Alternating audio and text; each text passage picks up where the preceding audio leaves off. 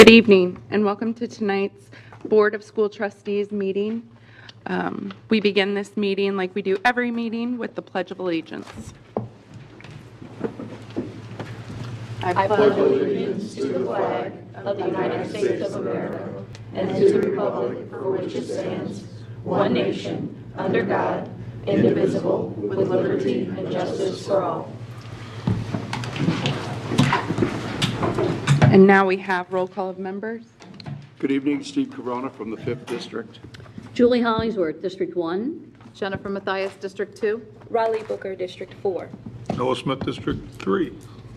And to my left, we have Dr. Mark Daniel, Superintendent of Fort Wayne Community Schools, and Angie Filler, Clerk of the Board. And I'm Maria Norman, and I'm Member at Large.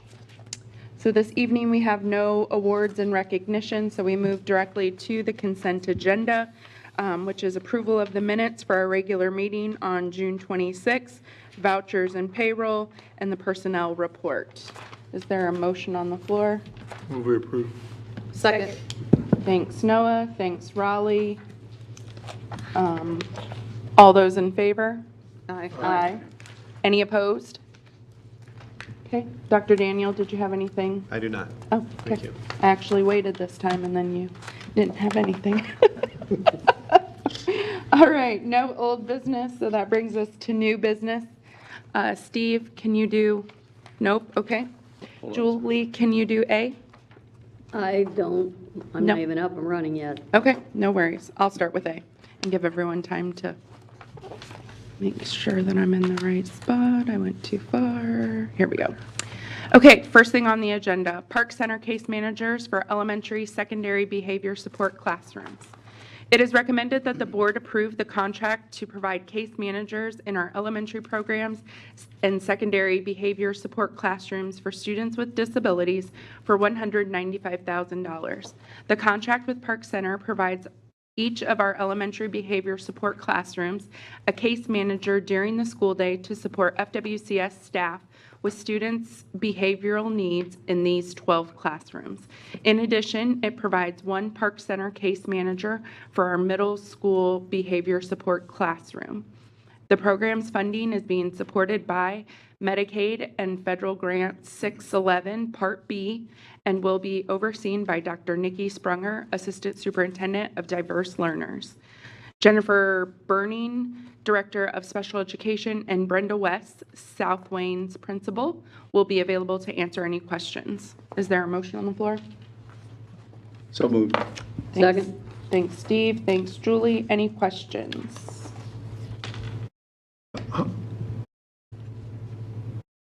This will serve 12 classrooms at the elementary or middle school level? I guess I'm all confused. We have 12 elementary classrooms and 1 middle school classroom. So one support person from Park Center for about 250 One kids? for each classroom. Oh, one for each classroom? So we'll get 12? We'll have 13. Okay. And which middle school will be at? It'll be at Portage. And then the elementary in South Wayne or spread throughout the district? Throughout the district, we have 5 different elementary schools. And which ones are those? South Wayne, Haley, Studi, Price, thank you, St. Joe. Thank you. Any other questions? Okay. Thank you so much. All those in favor? All right. Aye. Any opposed?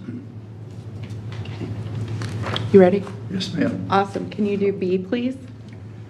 It is recommended the board approve acceptance of the Indiana Department of Education 2023 David C. Ford Digital Learning Grant in the amount of $41,025. Funding for this grant will be used to provide professional learning around universal designs for learning and student-centered classroom environments. With the grant funds, we will be working with the identified schools and educators at each level to provide an ongoing training and support and implementation of practices. The instructional technology team will be able to use this data to help develop next steps in leveraging digital resources in our instructional technology practices.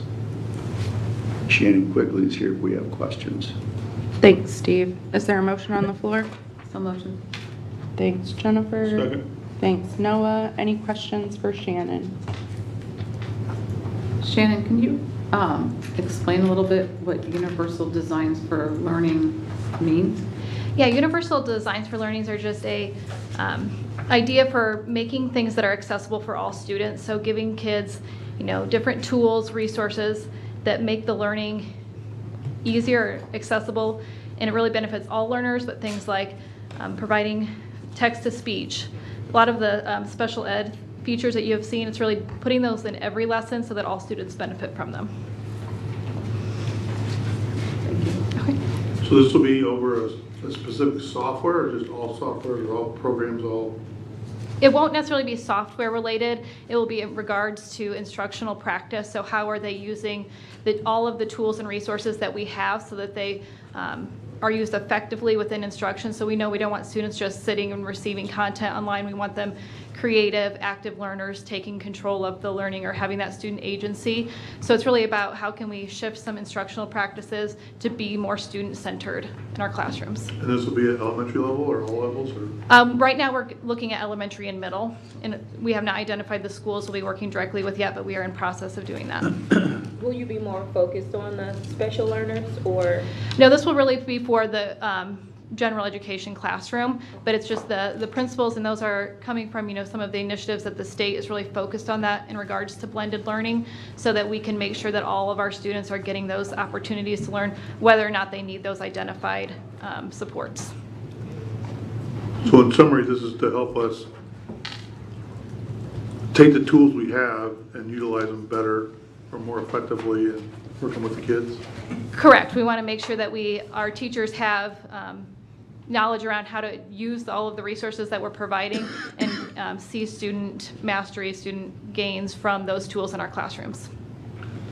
I'm going to ask an off-topic question, but how did Ignite go? It went really well. We had great attendance. We got great feedback, lots of sessions.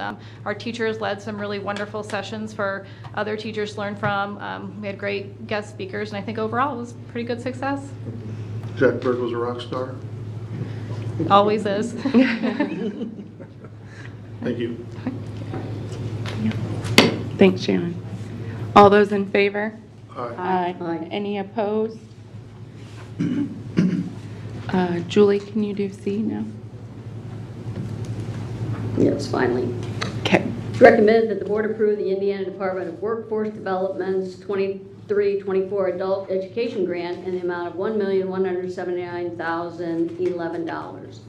This grant fund is in the fourth year of a competitive multi-grant that runs 4 program years from July 1st, 2020 through June 30th, 2024. These funds will be designated for personnel, professional development, instructional materials, supplies, equipment, and purchase services, integrated education and training, and the workforce education initiative, including workforce certification programming for local Allen County business and industry. The adult education grant includes over $900,000 for adult basic education, $262,000 for integrated education and training programs and workforce education initiatives, $10,000 for high school equivalency testing, and $3,500 for a professional development facilitator stipend. The grant was written by Manager of Continuing Education Programs, Lonnie Heck, and I believe he's available to answer any questions. Thanks, Julie. Is there a motion on the floor? I move for approval. Second. Thanks, Julie. Thanks, Raleigh. Any questions for Lonnie?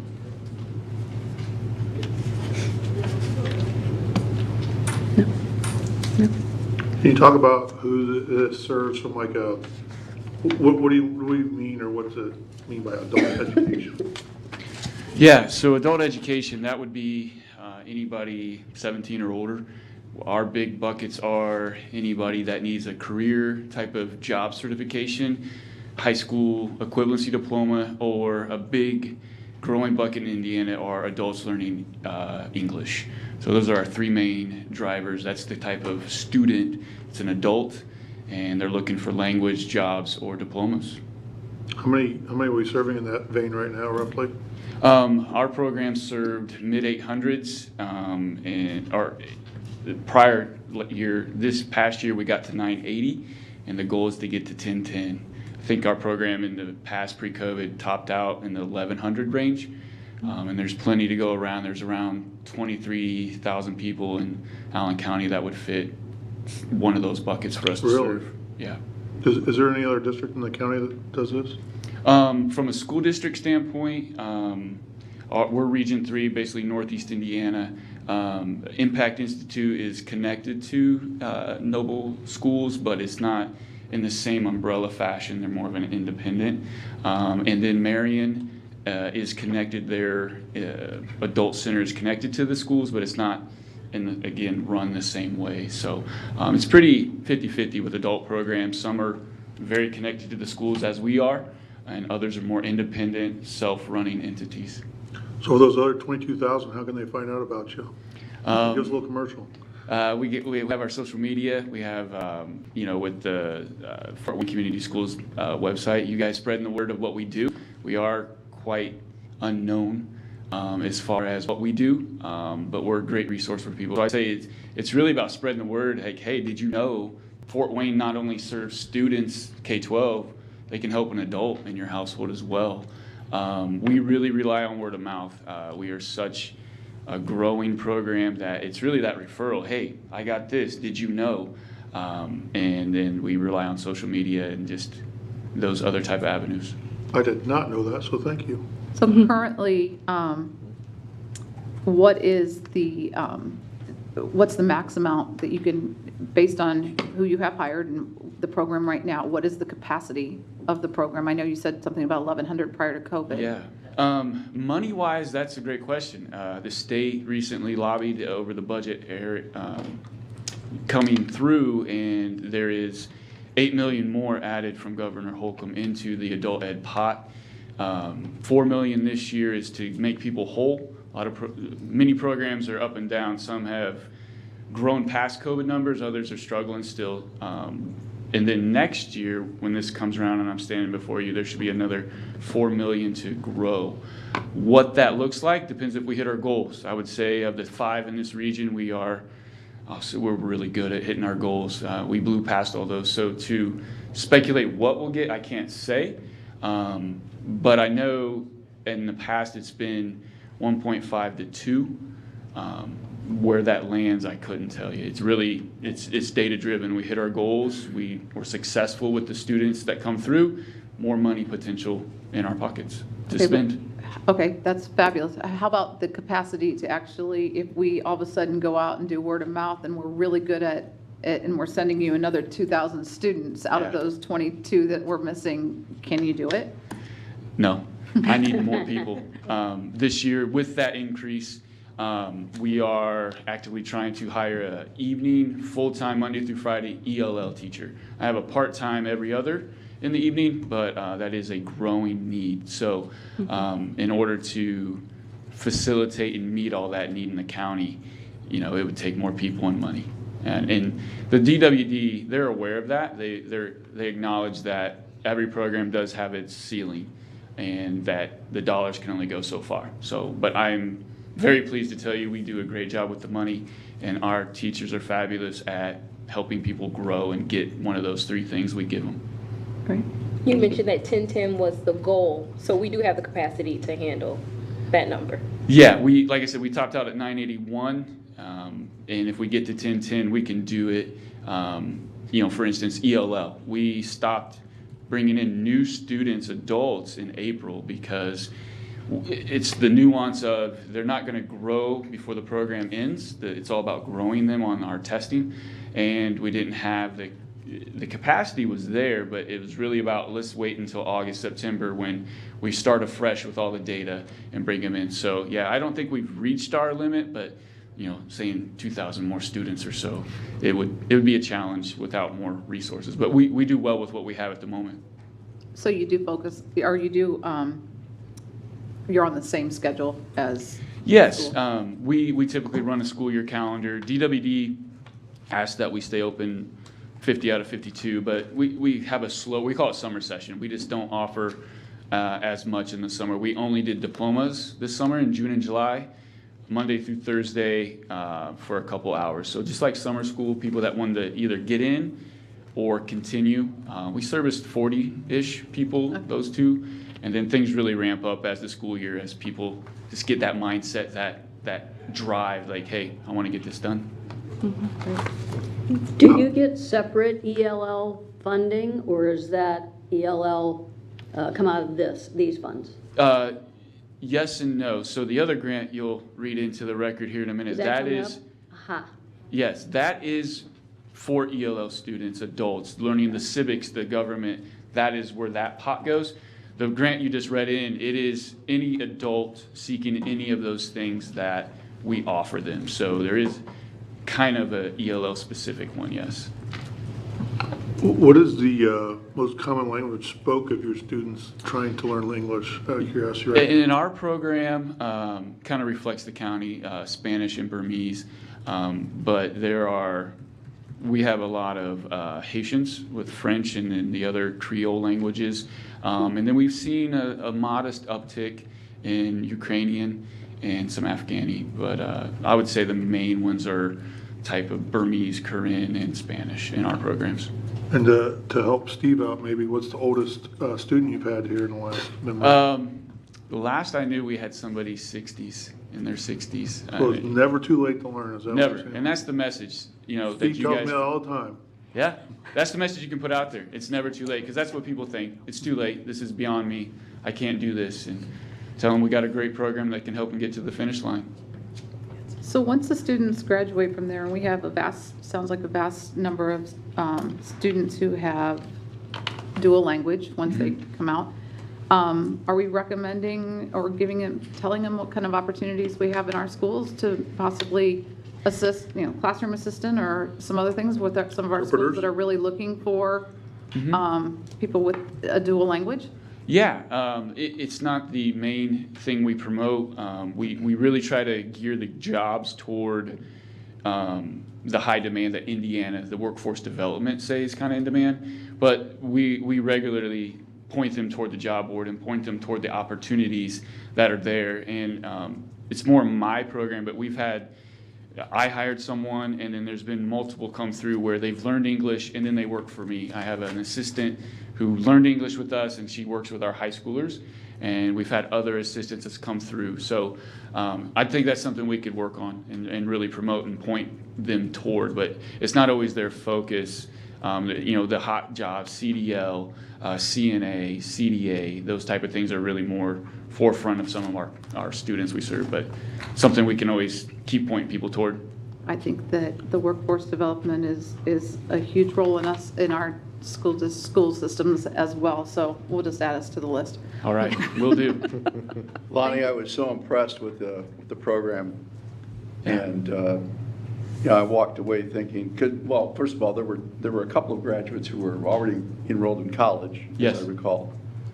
But I thought to myself that if I were an employer looking for people who were going to show up every day, it would be one of the graduates. If they were not working, it would be one of your graduates at night. Yeah. There's a lot of gratitude for what doors our program opens for people. So I agree.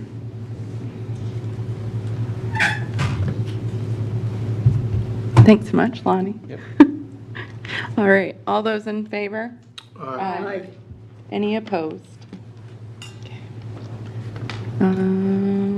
Jennifer, can you do the next one? It is recommended that the board approve the Indiana Department of Workforce Development's 23-24 Integrated English Literacy and Civics Education IELCE grant in the amount of $265,795. This grant fund is in its fourth year of competitive grant that runs 4 program years from July 1st to 2020 through June 30th, 2024.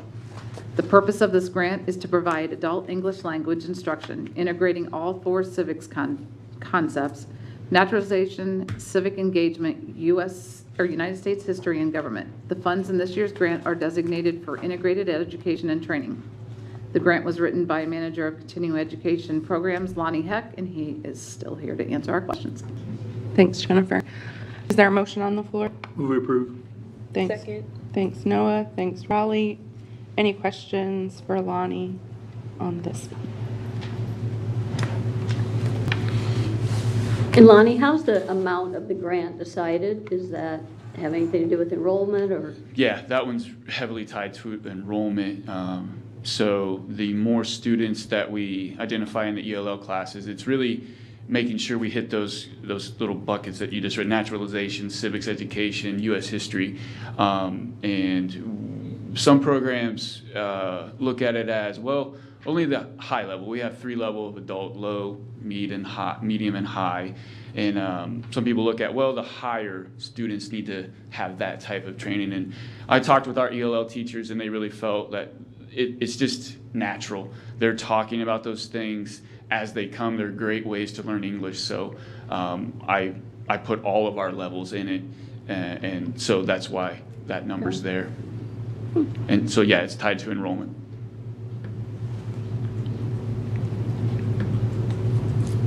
No. Okay. Thanks, Lonnie. All those in favor? Aye. Any opposed? Okay. I'll do the next one. Student and staff Lenovo devices. It is recommended that the board approve the purchase of Chromebooks from Trafera of St. Paul, Minnesota for $159,588 and 2 Lenovo computer models from Process of Indianapolis for $721,409.80. You can see the breakdown there of 372 Lenovo 300Es, 1300 Lenovo 500W, 150 Lenovo L13 Yoga 3Gs, G3. This purchase is according to our normal 4-year replacement schedule and also provides district spares. FWCS was able to secure pricing from Trafera that is 26.5% below the National Cooperative Purchasing Alliance pricing. FWCS was also able to secure pricing from Process that is 47% below General Services Administration pricing.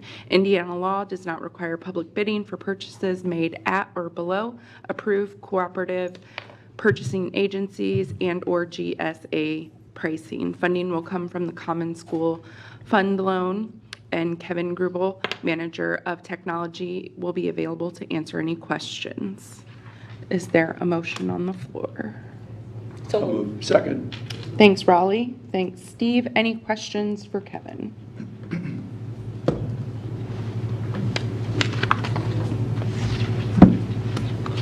No? Okay. All those in favor? Aye. Aye. Any opposed? Okay. Awesome. Raleigh, can you do the web filtering? It is recommended that the board approve the purchase of a 3-year contract from LineWise, which is a web filtering, content monitoring, and classroom management software subscription from Secure Tech Solutions of Fortville, Indiana, for a total of $435,000. The web filtering component of the subscription will be used on all staff and student devices. The content monitoring component will monitor student email and content stored on Google Drive and OneDrive. If improper student access or content is detected, the responsible school administrators will be notified. The classroom management component will also allow teachers to view, restrict, and focus their students' internet activities while in class, allowing a more focused learning environment. The subscription covers school years 2020, 23-24, 24-25, and 25-26. The subscription meets the Children's Internet Protection Act requirements and provides protection for devices while at school and at home. The 3-year contract will be paid in annual installments of $145,000. The first year will be paid from the Elementary and Secondary School Emergency Relief ESSER grant, and the remaining 2 years will be paid from the Operations Fund. Kevin Grubel, Manager of Technology, will be available to answer questions. Thanks, Raleigh. Is there a motion on the floor? So motion. Thanks, Jennifer. Second. Thanks, Noah. Any questions for Kevin? Can you walk us through, Kevin, how this will functionally, do you believe, work? how it will functionally work. Yeah, for like a teacher or a student or? Yeah, so we currently have a product called Securely installed, as does our content filtering and our student safety. This new product line-wise is just simply replacing that. So there's a client installed on the computers, reports back to a cloud portal. From there, that's monitored by AI and by adults. If there is a student safety issue or an alert, then calls go out, emails go out to building administration and so forth to take appropriate action. So this is something we have similar today, we're just changing vendors and? Correct, yeah.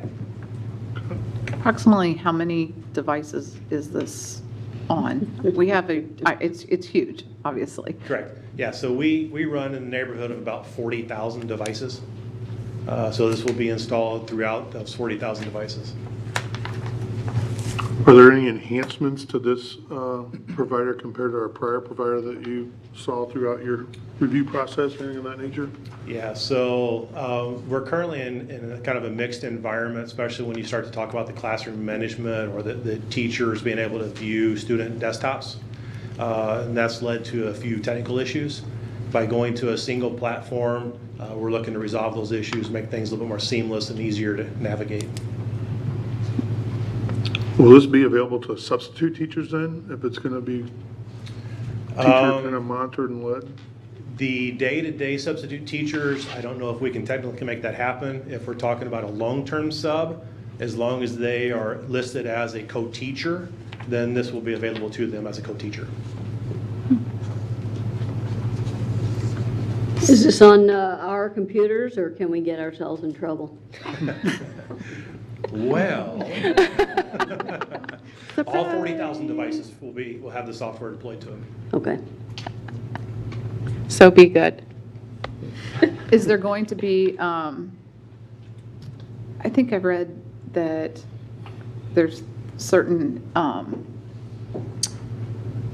opportunities for classroom teachers to shut down, do whatever, individualize what's happening on their computers in their room.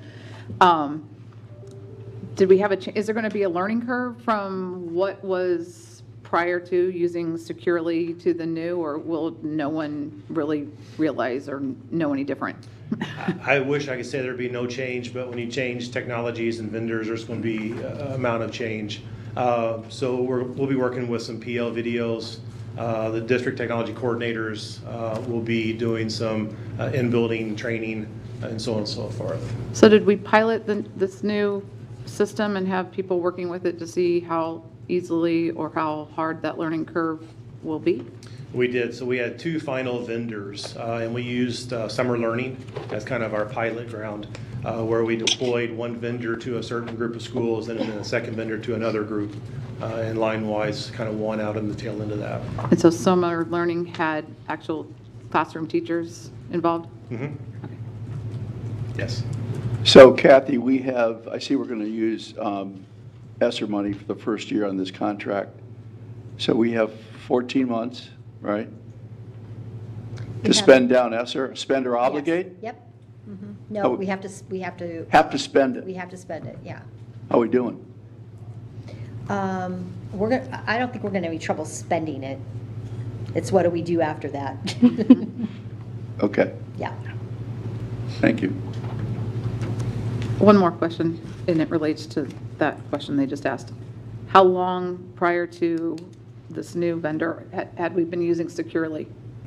We're coming out of a 3-year contract. And prior to that? Yeah. You don't have to say the vendor. I don't care. Yeah, we used another vendor. Do you know the term on that? How long were we using them?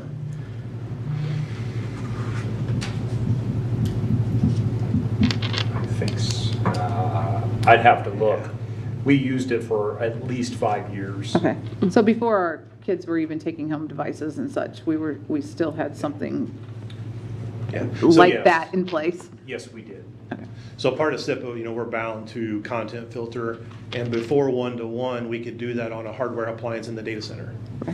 When one-to-one hit and the devices went home, we had to go mobile. So that's where we looked at Securely. Securely was a mobile client, and now LineWise is that mobile client for us as well. Okay, great. This is out of left field, but do you have any sense of how much it costs per student or teacher or adult per computer usage wise? I mean, you got the computer buy, you got the software, you got this. Any guesstimate or sense on? So a dollar value of the device and the tools that we use for each staff member? Yeah, and because this isn't really helping us. I mean, it's something we have to do, right? It's a cost. So not so much enhancements like Shannon's, that's coming in, hopefully helping our teachers and students learn better, or whatever. This is something we have to do. Any sense of that kind of cost? I was curious to know if you. I don't have that for you. I can pull something together for you if you'd like, but I don't have that here with. That's fine. Thanks for. I think to Noah's point is people take for granted that, okay, here's your computer. Yeah. Here's what we're doing in our classroom. We've sit up here and approved multiple recommendations for this software, that software, all go into providing our students with the best information and technology and tools that we possibly can.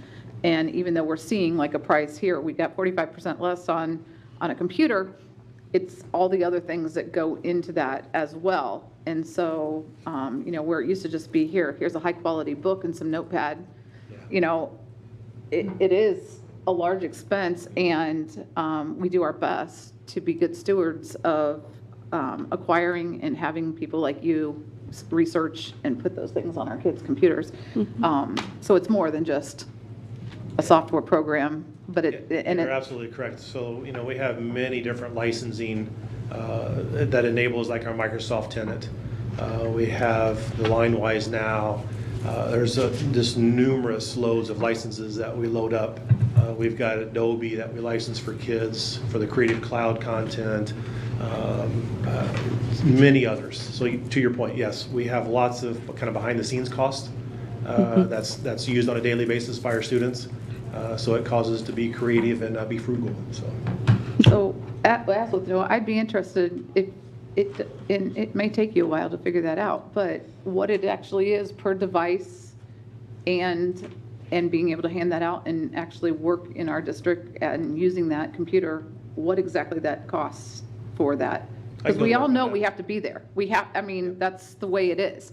But as a business owner myself, I know what my computer costs me and all the software that it costs to be able to do my job. I think that would be interesting. Yeah. Well, about this direction, how many licenses do you put on a computer, or how many things like that to distribute out to each student or staff? Or do you have any sense of that? Like how many licensed products do we put on? Yeah. It kind of varies. So some of our software licenses are curriculum based. So if you look at some of the kids in Anthos Career Center, they heavily use the Adobe Creative Cloud, whereas elementary kids don't. So it depends upon the classes and stuff. Same sense of on average, I get. I mean, if you look at any one of our computers, there's probably close to about a half a dozen to maybe 8 or 9 across the board. You get into some of the specialty curriculums, the new text, the Project Lead the Ways, that's gonna be amplified. Sure. Thanks for letting us quiz you. Yeah, no worries. All right, thanks, Kevin. All those in favor? Aye. Aye. Any opposed? Okay. Noah, can you do emergency projects? Absolutely. Thank you. Recommend the board declare an emergency for the following projects and allocate funds for the emergency allocation within the capital projects plan. New Village Elementary and Portage have to have their condenser coils replaced. Kikianga has to have a boiler. Utility repairs are needed at the North Transportation Center, Northrop and North Side. St. Joel Elementary needs to repair a sewer line. Haley Elementary and Southside have broken windows. And general overall maintenance and operation needs to rebuild a wide area mower. Total projected cost on this is $117,000 and $102. The 2023 capital projects plan consists of all capital projects that cost $10,000 or more. New projects over $10,000 determined after the CPP was approved are required to follow the advertisement and approval requirements of an amended CPP. However, IC 20-40-18-6 allows the board to determine that an emergency exists and therefore amends the current CPP without the usual amendment procedures. The 2023 Operations Fund budget includes an appropriation for emergency capital projects. And our favorite Darren Hess in the world Director of Facilities, here to answer questions. Thanks, Noah. Is there a motion on the floor? Move for approval. Second. Thanks, Julie. Thanks, Jennifer. Any questions for Darren? How much is the appropriation for the emergency capital projects? It was set at 200,000. 200,000, okay. Have we hit that yet? No. Are these all the emergencies so far this? Yeah, this is basically the first half of the year. Admittedly, I don't know another Darren Hess, so you're my favorite Darren Hess in the world. Remind me, is this a calendar year or June 1 or July 1 to June 30? Yeah, January to December. And this is all we've had so far? Correct. Correct.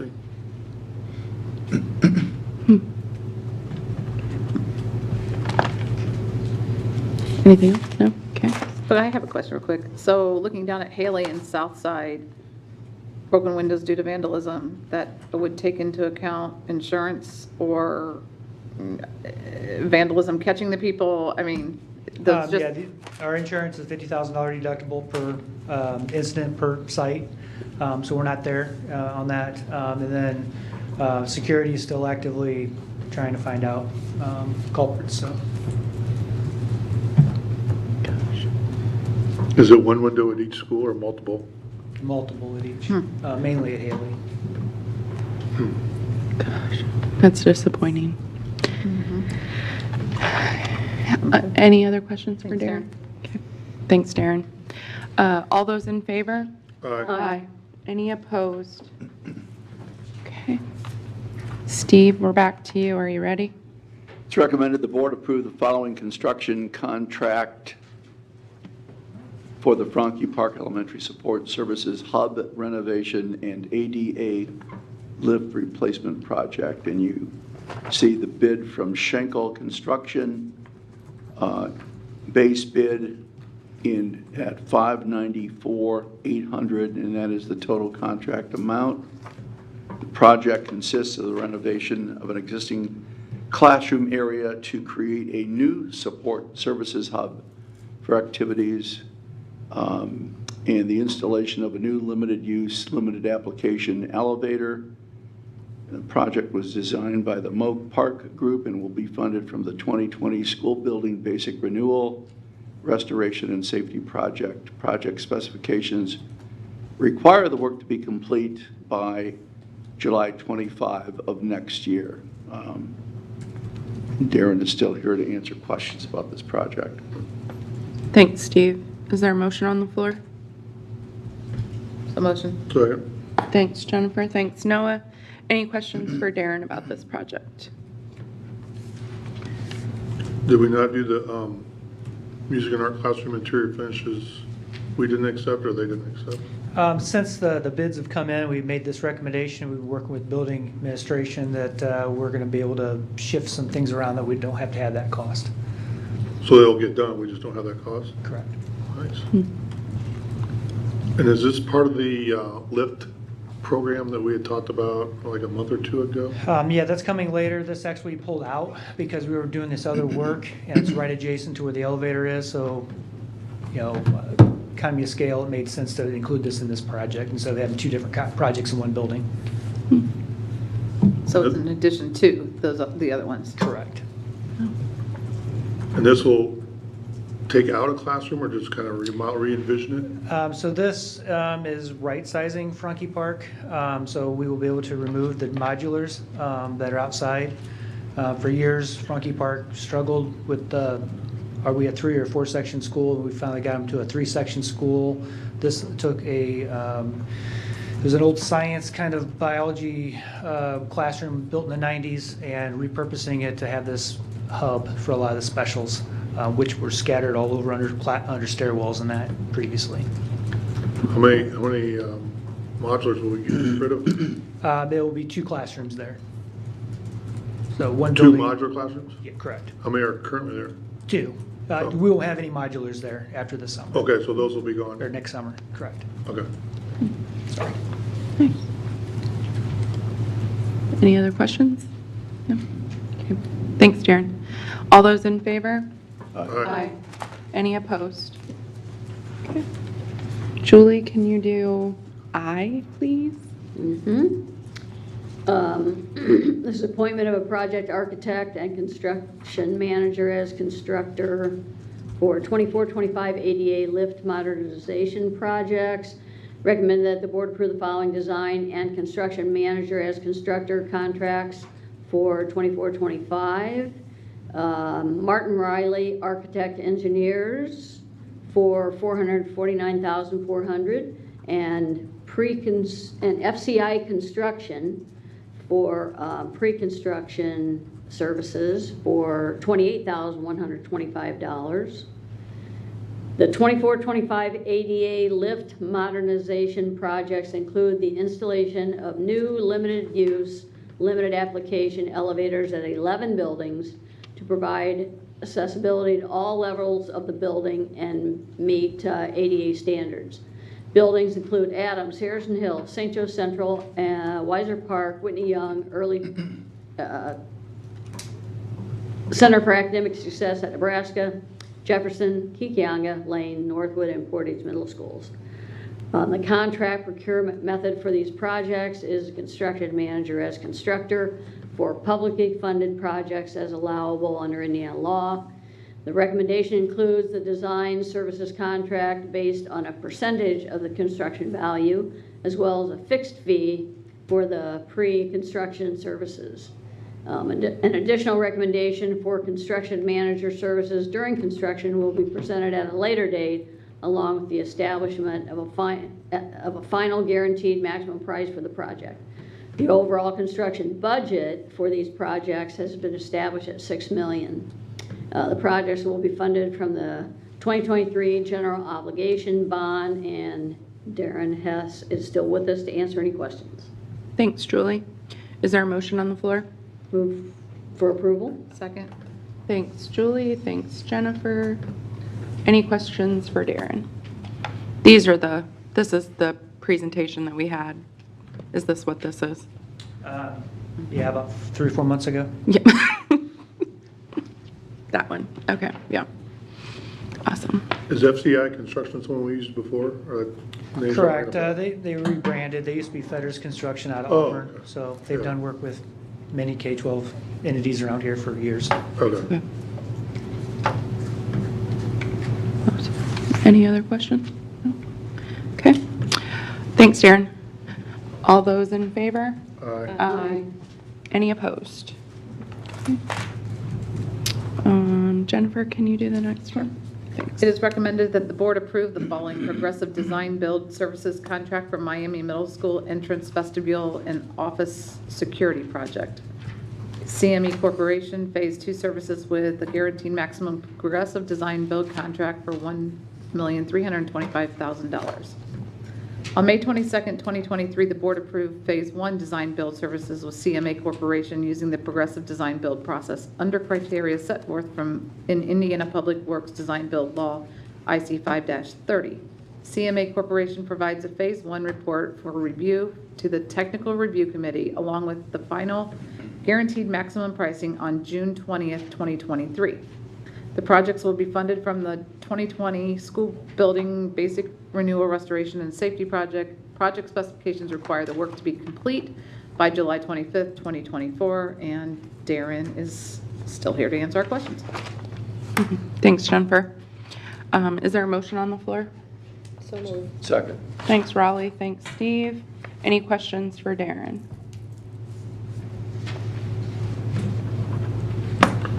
Will we be down to just Blackhawk that doesn't have the secure vestibule after this, or we? That's your next board rec, I believe. Howland, Indian Village, and Northcrest.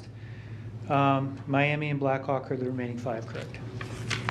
And they'll all be in place by fall of 2024-25 school year. And we are starting construction on Miami, but we pulled this forward, correct? Correct, just on the Pete. secure vestibule office relocation. The overall renovation project, we'll start designing at the end of this year, beginning of 2024. Okay. Cool. Any other questions? No? Okay, thanks, Darren. All those in favor? Aye. Any opposed? I have the entrance, vestibule, and office security projects at Holland, Indian Village, and North Crest Elementary Schools, 2024. It is recommended that the board approve the following construction contract for the entrance, vestibule, and and office security projects at Holland, Indian Village, and North Crest Elementary Schools. This goes to ACB General Contractor for a contract amount of $951,000. This project consists of the construction of secure vestibule entrances at Holland, Indian Village, and North Crest Elementary Schools. The project was designed by the Moak Park Group and will be funded out of the 2020 School Building Basic Renewal Restoration and Safety Project. Project specifications require the work to be complete by July 25th, 2024. And you have in your board packet the bids that we received, with ACB General Contractor being the lowest. And Darren is still here to answer our questions. We approve. Thanks, Noah. Second. Thanks, Julie. Any questions for Darren? No? Okay. All those in favor? Aye. Any opposed? Raleigh, can you do the next one? It is recommended that the board approve the amendment of the 3-year custodial services agreement with Sodexo Services of Indiana Limited Partnership, Woodland Park, Colorado, that was effective July 19th, 2021. Terms of the original agreement allow for price adjustments for renewal years to compensate for inflation. This amendment is related to an agreed-upon ECI increase. This 1-year renewal amount effective July 19th, 2023 is $12,154,282.30. And Darren is here to answer questions. Thanks, Raleigh. Is there a motion on the floor? Move approve. Second. Thanks, thanks, Noah. Thanks, Jennifer. Any questions for Darren on this one? What is the ECI increase? It's a national publication. It's the Employee Cost Index, and there's different different classifications, and we fall under public, custodial, I believe. Education, schools K through 12. Yeah. So It's like CPI, it's like the CPI, yeah. but ECI. It's largely employees. All the acronyms. And then the increase is $12 million plus, or it's No, that's the 0.2? 1-year renewal price. So that's the 1-year cost of the contract. How generous is Renee being to us? How's that compared to prior? It was 4.7 this year, which was higher than previous years, but as you know, that's what the market is right now. Oh, sorry. So I have no skills. So if I were hired, what would be my starting pay, my hourly pay, under this agreement? It's currently at 15, but we're reviewing that whole process because we think that's in the market, but we're looking at like a 60-day kind of going backwards and making sure that you're not just paying for the churn, because you're always going to have those people that come and say, I don't like it. So it's currently still $15. But if we went up to 4.7%, I think it's $15.32, something like that, after a few days. Darren, what's our contract renewal strategy? Is it 3 years, 1 years? How do you see these? Yeah, we're on a 3-year rotation, so this is the final year of that 3-year. So we'll start negotiations in 4 or 5 months to look what the next year 3-year renewal will look like if we still want to renew. So this is just an adjustment for the 3rd year of this contract? Correct. Built into the contract each year, it's that ECI is the amended price for the contract year. Got it. Thanks. But the rest of the terms and conditions stay the same. Okay. Any other questions? So sorry, just to summarize, Ray, all the increase is just for wages, basically, right? Or it's correct. This Or is there other- annually also takes our net difference in square footage. So like, for example, Abbott added some classrooms. We took away some offices at South Transportation, so it's the net difference of that as well. And there's part of the contract, there's a square foot price that's per the contract. Okay. It gets adjusted every year as well.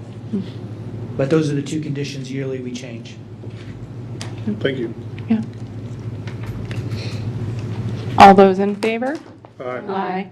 Any opposed? Noah, can you do item M? Sure, it's recommended the board approve all interfund loans necessary to eliminate deficits in funds of the corporation as of the end of fiscal year June 30, 2023. Cash deficit and funds of the corporation are not allowed at the end of the fiscal year. Normal timing difference between revenue and expenditures could cause temporary deficits. State statute allows temporary transfers between funds if certain requirements are met. The treasurer will make all the necessary transfers in July when closing the June 30th, 2023 fiscal year end numbers. Kathy Friend, CFO, is here to answer questions. Thanks, Noah. Is there a motion on the floor? Move approve. Second. Thanks, Noah. Thanks, Steve. Any questions for Kathy Friend?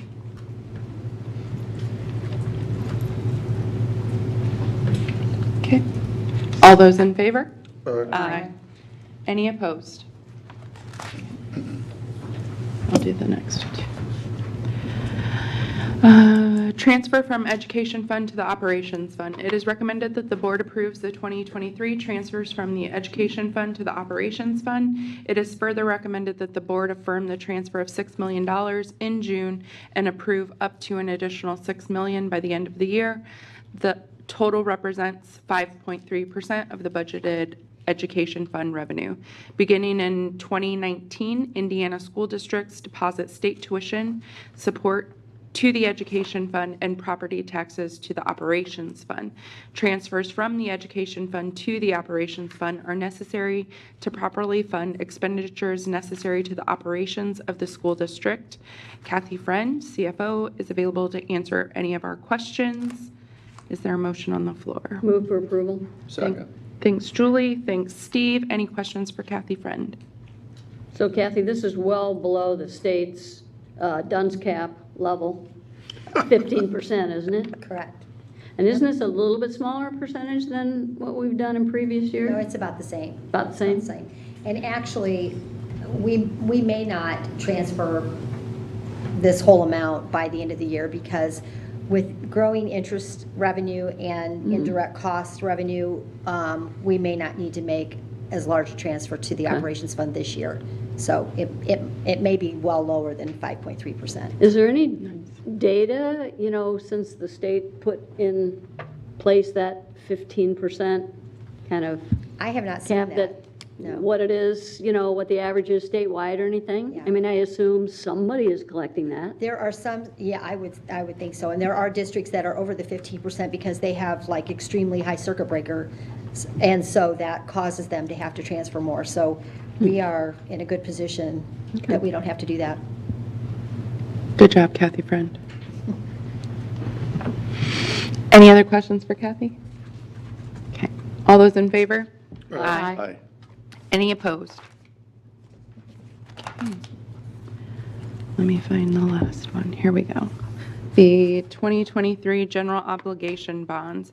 It is recommended that the board conduct a public hearing regarding the matter of appropriating the proceeds of the 2023 general obligation bonds and investment earnings thereon. Subsequent to the public hearing, it is recommended that the board adopt resolutions to authorize the issuance of bonds and to approve the appropriation of the proceeds and the earnings thereon. On May 8th and May 22nd, the board held the 1028 preliminary determination public hearings on the project. No petition requesting for the application of the petition remonstrance process was filed with the Allen County Voter Registration Office by any members of the community subsequent to these hearings. The project includes, but is not limited to, the installation of security equipment in buildings and the installation of several elevator lifts. The amount of the general obligation bond is $10,250,000. The appropriation resolution allows for an appropriation of $12 million to account for interest that may be earned on proceeds. At this time, all interested parties are entitled to present their testimony regarding the project or bonds. Upon the conclusion of the public hearing, the board will vote on the two resolutions. Resolution 1, authorizing the issuance of bonds, and Resolution 2, to approve the appropriation of the proceeds and the earnings thereon. If anyone here would like to comment, please come to the microphone. We ask speakers to limit remarks to 1 3-minute session.